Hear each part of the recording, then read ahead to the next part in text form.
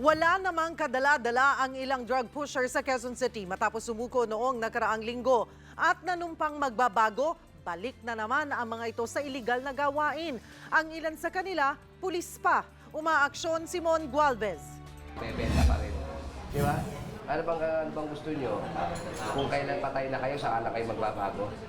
Sermon ang inabot ng tatlong babaeng ito sa Barangay Commonwealth, Quezon City. Kasama raw silang sumuko at sumumpang magbabago noong nakaraang linggo, pero naaresto na naman kahapon matapos maaktuwang nagtutulak ng iligal na droga. Modus nila na ilagay ang sachet ng shabu sa kahon ng posporo at ibenta ito ng hanggang 500 piso bawat isa.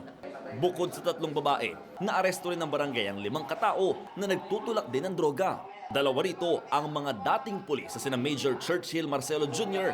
at Piotr Erwin Reginaldo na parehong nag-awol sa serbisyo noong nakaraang taon. Ayon sa barangay, tila pinoprotektahan ng 2 dating pulis ang nasa watchlist nilang drug pusher na si Jonathan de la Cruz alias Tantan. Nag-voluntary surrender na rin ito noong nakaraang linggo pero tuloy pa rin sa illegal na gawain. Ginagawa ko ng mga yan, di ba? Yung pala nagloloko, nagsusuko-sukuan lang. Hindi kami nakikipaglokohan sa kanila. Kasi desidido kami talaga na ang Barangay Commonwealth maging drug-free barangay. Tumanggi magbigay ng pahayag ang mga naarestong pulis. Pero tiniyak ng mga otoridad na hindi nila sasantuhin kahit pa kabaro nila. Noong nakaraang linggo, isinailalim sa drug test ang lahat ng pulis na naka-assign dito sa Quezon City. At mula sa halos 5,000 QC-PNP personnel, 4 ang lumalabas na nagpositibo o gumagamit ng illegal na droga. Sinigurado naman ng Quezon City Police District na daraan sa due process ang 4. We did not inform this concerned personnel na positive sila. Hindi pa.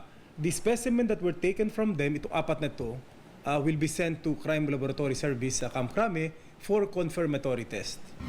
Umaaksyon, Mon Gualvez, News 5.